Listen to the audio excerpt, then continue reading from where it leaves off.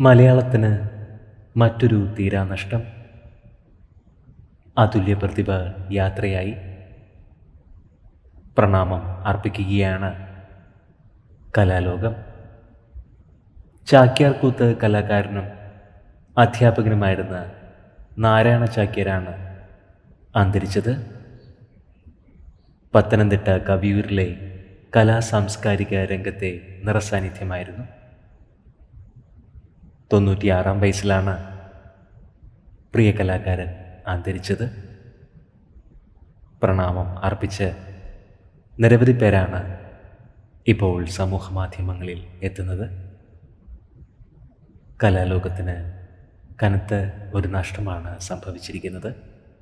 നാരായണ ചാക്യാർക്ക് 96 വയസ്സായിരുന്നു.